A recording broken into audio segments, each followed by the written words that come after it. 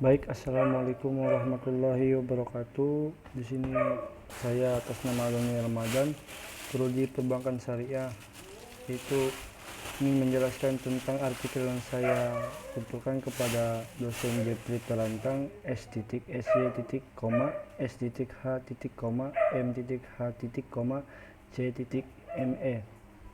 Di sini saya mengangkat artikel yang bertemakan mekanisme penyelesaian sengketa pasar modal syariah melalui Badan Arbitrase Syariah di Indonesia. Nah, yang pertama yaitu masuk ke pendahuluan, yang dimana pendahuluan mempunyai pasar modal syariah adalah pasar modal yang beroperasi berdasarkan konsep hukum Islam dan setiap transaksi efek yang diperdagangkan sesuai dengan ketentuan hukum Islam. Pasar modal syariah ada dan berkembang tidak hanya di Indonesia tetapi juga di negara lain. Seperti Malaysia, lembaga pertama yang mengelola portofolionya di pasar Islam melalui Islamic Portfolio Management adalah Amanah Income Fund yang didirikan pada Juni 1986 oleh anggota North American Islamic Trust yang berbasis di Indiana, Amerika Serikat. Meski instrumen pasar modal syariah telah diperkenalkan sejak 1997, pasar modal syariah resmi diluncurkan pada 14 Maret 2003. Saat itu Bapepam LK melakukan pendatanganan dengan Dewan Syariah Nasional DSN strip MUI, lanjutkan antara sirkuit DSN MUI dan SLO. Selanjutnya bekerjasama dengan Bapepam LK diterbitkan beberapa keputusan MUI mengenai peraturan operasional pasar modal syariah. Di antaranya adalah Surat Keputusan Nomor 20 DSN MUI /1X/2000 tentang pedoman pelaksanaan investasi rekayasa dana syariah. Surat Keputusan Nomor 33 DSN MUI /1X/2002 tentang suku dan Surat Keputusan Nomor 33 DSN MUI /1X/2002 tentang suku mudarabah. Selanjutnya masuk ke metode penelitian. Metode ini yang saya ambil dari artikel tersebut, saya menginterupsi penulisan penelitian ini menggunakan metode standar dengan mencari di perpustakaan tentang buku-buku yang berhubungan dengan topik penelitian yang saya angkat, dan juga berasal dari beberapa penelitian. Dalam penelitian selalu ada ukuran berbagai informasi. Nah, yang menggunakan penelitian ini berbeda dalam interaksi informasi yang beragam. Selain itu, saya juga melihat bahan yang ingin saya buat dalam suatu penelitian ini, yaitu saya mencari pembahasannya itu seperti di Google dan lain-lainnya. Masuk ke pembahasannya, saya ada 3 pembahasan. Yang pertama, keberadaan pasar modal syariah di Indonesia, yang itu sejarah pasar modal syariah di Indonesia dimulai dengan diterbitkannya dana investasi syariah oleh PT Dana Reksa Investment Management pada tanggal 3 Juli 1997. Selain itu, Bursa Efek Indonesia dahulu Bursa Efek Jakarta mengadakan kerjasama dengan PT Dana Reksa Investment Management meluncurkan Jakarta Islamic Index pada tanggal 3 Juli 2000 untuk memandu investor yang menginvestasikan uangnya sesuai dengan prinsip syariah Islam. Dengan munculnya indeks, investor dapat mengakses saham yang dapat digunakan untuk berinvestasi sesuai dengan prinsip-prinsip Islam. Muhammad Iqbal, konsep pasar modal syariah beserta berkembangnya di Indonesia 4 Agustus 2020. Yaitu pada tanggal 18 April 2001, Dewan Syariah Nasional Majelis Ulama Indonesia DSN MUI mengeluarkan keputusan pertama yang berkaitan langsung dengan pasar modal nomor 20 DSN MUI /4/2001 tentang pedoman keputusan investasi terkait penyelenggaraan dana investasi syariah. Apalagi dengan hadirnya PT Fasilitas Investasi Syariah di pasar modal terus berkembang. Indosat Tbk pada awal September 2002, instrumen tersebut merupakan instrumen pertama yang sah dan akan yang digunakan adalah akad mudharabah. Sejarah pasar modal syariah juga dapat ditelusuri melalui perkembangan lembaga-lembaga yang diatur pasar modal syariah. Pengembangan ini dipraksarai oleh nota kesepahaman antara Bapepam dan DSN-MUI pada tanggal 14 Maret 2003. MUI tersebut kesepakatan antara Bapepam dan DSN-MUI untuk mengembangkan pasar modal syariah di Indonesia.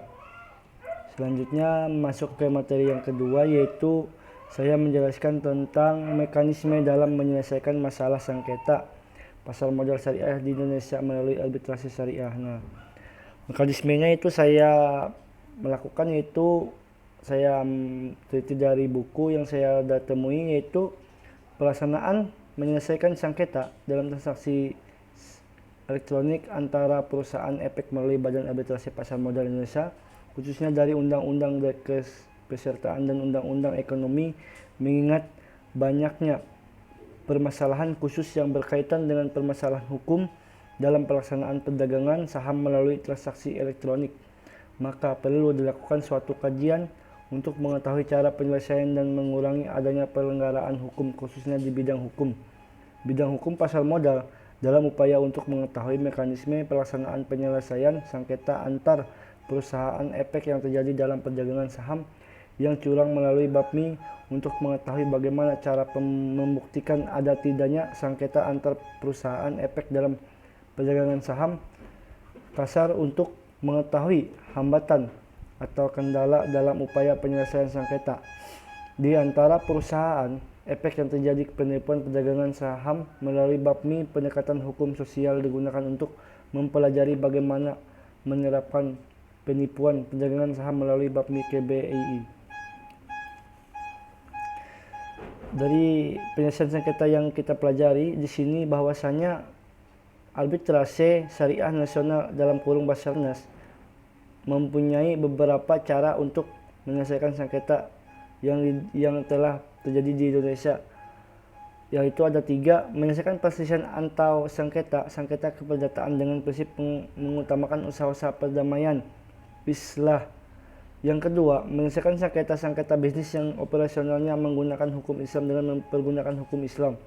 Yang ketiga, menyelesaikan kemungkinan terjadinya sengketa perdata di antara bank-bank syariah dengan para nasabahnya, atau pada khususnya antara sesama umat Islam yang melakukan hubungan-hubungan keberadaan yang menjadi syariat Islam sebagai dasarnya. Dalam bidang hukum perdata, ketika terjadi sengketa, terdapat banyak lembaga penyelesaian sengketa. Jika para pihak dapat menyelesaikan masalah dengan benar, tidak ada akan perselisihan. Penyelesaian konflik dilakukan dengan beberapa cara. Sudmargono menyebutkan metode penyelesaian sengketa baik formal maupun informal, yaitu ada 3. Proses adjukatif proses yang meliputi litigasi dan arbitrase. Yang kedua, proses konsensus dalam kurung konsensus proses yang meliputi ombudsman, pencari fakta bersifat neutral fact finding, negosiasi, mediasi, dan konsiliasi. Yang ketiga, proses adjudikasi semu, kuasi adjudikasi proses yang meliputi mediasi, arbitrase dalam kurung med-arb, persediaan mini trial, pemeriksaan juri secara sumil dalam kurung summary jury trial, dan evaluasi netral secara dini dalam kurung early neutral evaluation. Selanjutnya pembahasan kita yang terakhir, yaitu masalah implementasi dalam menyelesaikan sengketa pasar modal syariah di Indonesia melalui lembaga arbitrase syariah. Nah, implementasinya yaitu salah satu alternatif untuk menyelesaikan sengketa bagi para pihak. Banyak pembisnis memilih arbitrase sebagai cara untuk menyelesaikan penyelesaian. Menurut subjektif, arbitrase adalah penyelesaian atau memutuskan suatu sengketa oleh seorang hakim atau para hakim berdasarkan kesepakatan di mana mereka akan tunduk atau patuh pada keputusan hakim atau hakim pilihannya. Keabsahan penyelesaian sengketa melalui arbitrase adalah perjanjian. Perjanjian itu berlaku sebagai hukum bagi para pihak yang mengeluarkannya menurut asas pacta sunt servanda sebagaimana diatur dalam pasal 1388 KUHP Perdata, dan hukum perjanjian itu menganut asas terbuka sistem di mana-mana ada sistem terbuka keabsahan para pihak untuk memutuskan pasal, isi perjanjian, pelaksanaan perjanjian, serta cara penyelesaian sengketa.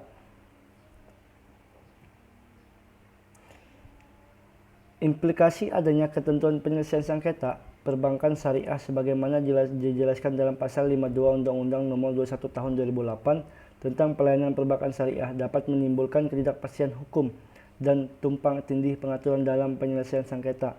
Nah, ekonomi yang sah. Nah, padahal sudah jelas bahwa penyelesaian sengketa ekonomi yang sudah sah merupakan kewenangan pengadilan agama sesuai Undang-Undang Nomor 3 Tahun 2006 tentang peradilan agama dalam pasal 29 huruf pertama Undang-Undang Nomor 3 Tahun 2006. Yang dimaksud dengan ekonomi syariah adalah suatu tindakan atau kegiatan usaha-usaha yang dilakukan sesuai dengan prinsip-prinsip syariah, antara lain tetapi tidak terbatas pada A. Bank syariah, B. Lembaga keuangan mikro Islam, C. Asuransi syariah, D.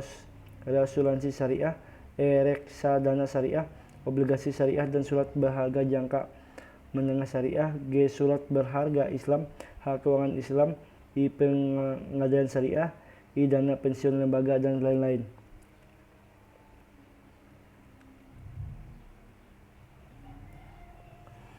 Pasar modal syariah berkembang seiring dengan berkembangnya perbankan syariah dan industri asuransi syariah.